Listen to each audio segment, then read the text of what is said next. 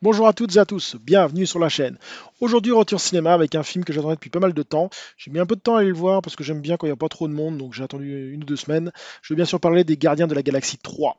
Donc, film réalisé par James Gunn, réalisé par Marvel, Marvel Studios, avec bien sûr Chris Pratt, Zoé Saldana, enfin, et puis tout le reste, quoi.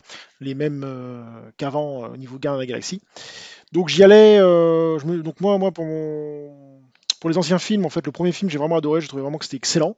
Le 2 un peu moins bon, et je me suis dit: «Bah, le 3, on va voir ce que ça vaut».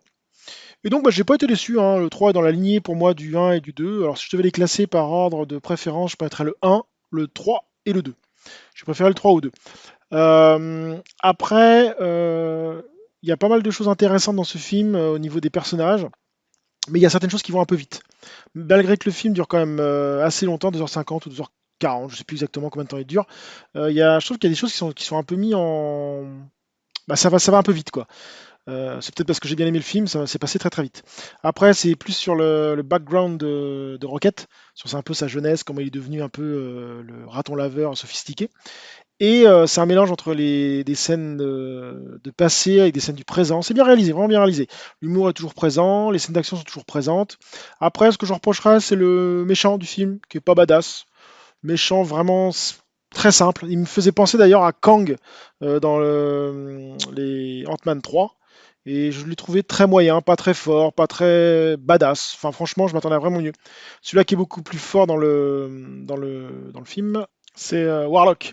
Warlock, qui est un personnage assez énigmatique des Marvel. C'est lui qui est vraiment le plus badass, je trouve, Warlock. C'est celui-là qui est brillant, là, et qui a une sorte de pierre d'infini, c'est pas une pierre d'infini, mais qui a une sorte de rubis sur le front. Lui, il est badass. Et je pense que celui, ça aurait pu être un très bon méchant. Bon, après, il devient gentil. Enfin, bref, je vais pas rentrer dans le détail. Enfin, je rentrerai pas dans le spoil, mais ça reste un film très agréable à regarder. On passe un très bon moment. On en redemande. Moi, j'aurais bien aimé avoir un 4. Bon, d'après ce que j'ai compris, il y aura peut-être un 4, mais un peu différent.